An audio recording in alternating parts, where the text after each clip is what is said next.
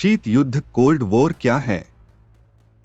शीत युद्ध द्वितीय विश्व युद्ध के बाद सोवियत संघ एवं उसके आश्रित देशों, पूर्वी यूरोपीय देश और संयुक्त राज्य अमेरिका एवं उसके सहयोगी देशों पश्चिमी यूरोपीय देश के बीच भूराजनीतिक तनाव की अवधि 1945 से 1991 को कहा जाता है। द्वितीय विश्व युद्ध के बाद विश्व दो महाशक्तियों सोवियत संघ और संयुक्त राज्य अमेरिका के वर्चस्व वाले दो शक्ति समूहों में विभाजित हो गया था। यह पूंजीवादी संयुक्त राज्य अमेरिका और साम्यवादी सोवियत संघ के बीच वैचारिक युद्ध था, जिसमें दोनों महाशक्तियां अपने अपने समूह के देशों के साथ संलग्न थीं। शीत कोल्ड शब्द का उपयोग इसलिए किया जाता है क्योंकि दोनों पक्षों के बीच प्रत्यक्ष रूप से बड़े पैमाने पर कोई युद्ध नहीं हुआ था। इस शब्द का पहली बार इस्तेमाल अंग्रेजी लेखक जॉर्ज ऑरवेल ने 1945 में प्रकाशित अपने एक लेख में किया था। शीत युद्ध सहयोगी देशों यानी एलीड कंट्रीज, जिसमें अमेरिका के नेतृत्व में यूके, फ्रांस आदि शामिल थे, और सोवियत संघ एवं उसके आश्रित देशों सैटेलाइट स्टेट्स के बीच शुरू हुआ था। सोवियत संघ सोवियत यूनियन। सोवियत संघ को आधिकारिक तौर पर union of Soviet socialist Republic USSR के रूप में जाना जाता था। यह विश्व का पहला साम्यवादी यानी कम्युनिस्ट राज्य था, जिसकी स्थापना वर्ष 1922 में की गई थी। शीत युद्ध के कारण द्वितीय विश्व युद्ध में सहयोगी देश अमेरिका, ब्रिटेन और फ्रांस और सोवियत संघ ने धुरी शक्तियों axis powers, Nazi Germany, Japan, Austria के विरुद्ध साथ मिलकर संघर्ष किया था। लेकिन विभिन्न कारणों से यह युद्धकालीन गठबंधन द्वितीय विश्व युद्ध के बाद साथ नहीं रह सका। पॉट्सडैम सम्मेलन पॉट्सडैम कॉन्फ्रेंस। पॉट्सडैम सम्मेलन का आयोजन वर्ष 1945 में बर्लिन में अमेरिका, ब्रिटेन और सोवियत संघ के बीच इन पॉइंट्स पर विचार करने के लिए किया गया था। पराजित जर्मनी में तत्काल प्रशासन की स्थापना। पोलैंड की सीमाओं का निर्धारण। ऑस्ट्रिया का आधिपत्य। पूर्वी यूरोप में सोवियत संघ की भूमिका। ट्रूमैन सिद्धांत ट्रूमैन्स डॉक्ट्रिन। ट्रूमैन सिद्धांत की घोषणा 12 मार्च 1947 को अमेरिकी राष्ट्रपति हैरी एस ट्रूमैन द्वारा की गई थी। ट्रूमैन सिद्धांत सोवियत संघ के साम्यवादी और साम्राज्यवादी प्रयासों पर नियंत्रण की एक अमेरिकी नीति थी, जिसमें दूसरे देशों को आर्थिक सहायता प्रदान करने जैसे विविध उपाय अपनाए गए। उदाहरण के लिए अमेरिका ने ग्रीस एवं तुर्की की अर्थव्यवस्था और सेना के समर्थन के लिए वित्तीय सहायता का अनुमोदन किया।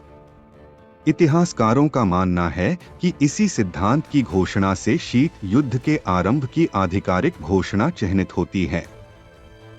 Iron curtain. द्वितीय विश्व युद्ध के बाद सोवियत संघ द्वारा स्वयं को और उसके आश्रित पूर्वी एवं मध्य यूरोपीय देशों को पश्चिम एवं अन्य गैर साम्यवादी देशों के साथ खुले संपर्क से अलग रखने के लिए एक राजनीतिक, सैन्य और वैचारिक अवरोध खड़ा किया गया, जिसे आयरन कर्टेन कहा गया।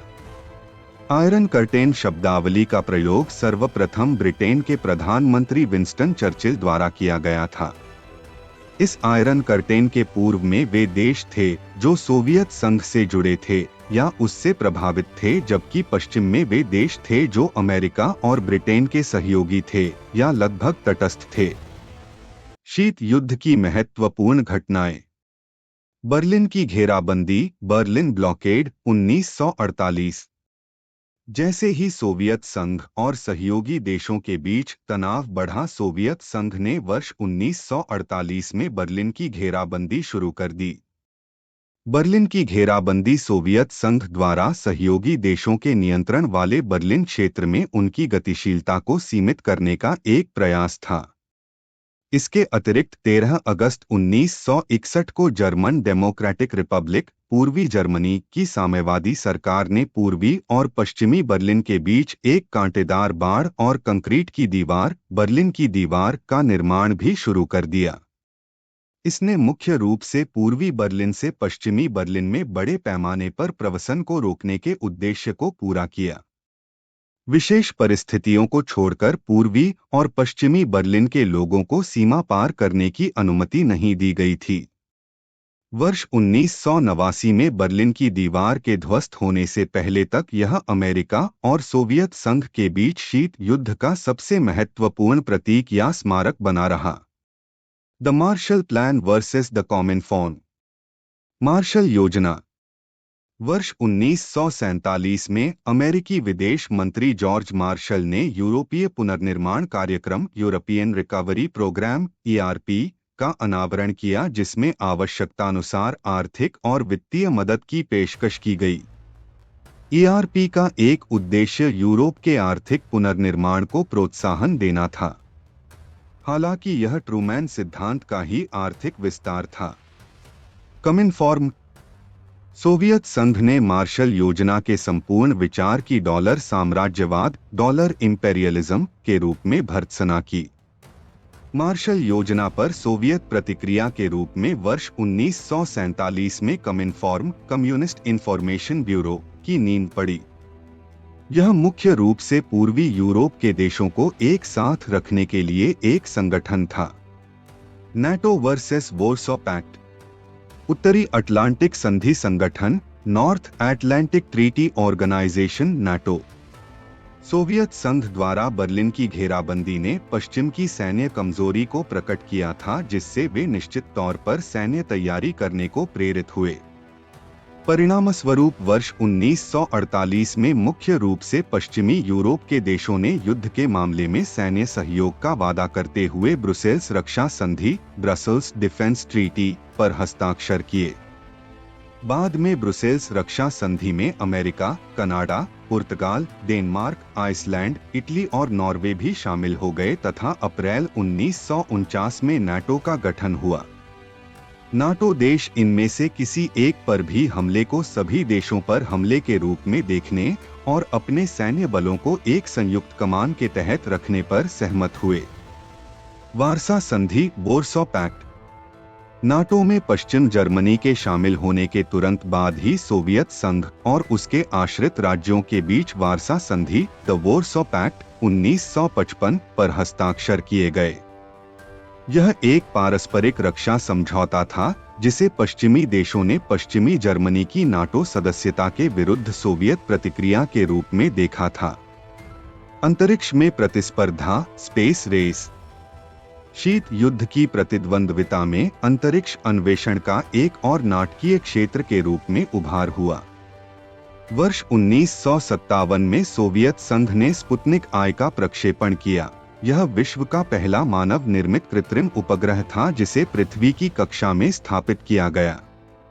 वर्ष 1958 में अमेरिका ने एक्सप्लोरर I नामक अपना पहला उपग्रह प्रक्षेपित किया।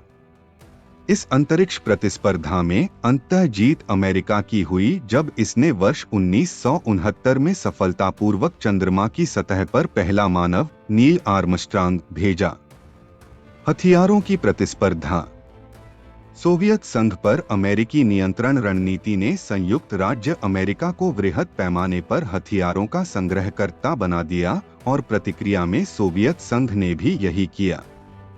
वृहद पैमाने पर परमाणु हथियारों का विकास हुआ और विश्व ने परमाणु युग में प्रवेश किया। क्यूबा मिसाइल संकट 1962। क्यूबा भी तब इस शीत युद्ध में शामिल हो गया जब अमेरिका ने वर्ष 1961 में क्यूबा के साथ अपने राजनयिक संबंध तोड़ लिए और सोवियत संघ ने क्यूबा की आर्थिक सहायता में वृद्धि कर दी। वर्ष 1961 में अमेरिका ने क्यूबा में बे ऑफ पिग्स आक्रमण की योजना बनाई, जिसका उद्देश्य सोवियत समर्थित फिदेल कास्त्रो की सत्ता को उखाड़ फेंकना था, किंतु अमेरिका का यह अभियान विफल रहा।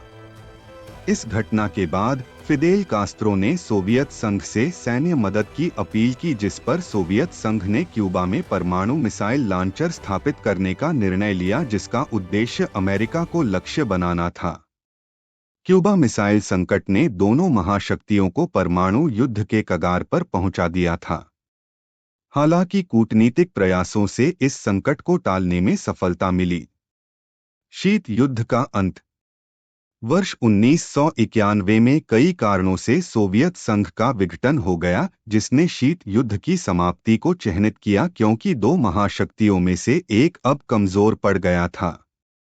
सोवियत संघ के विघटन के कारण सैन्य कारण अंतरिक्ष और हथियारों की प्रतिस्पर्धा में सैन्य आवश्यकताओं को पूरा करने में सोवियत संघ के संसाधनों का बड़ा नुकसान हुआ था।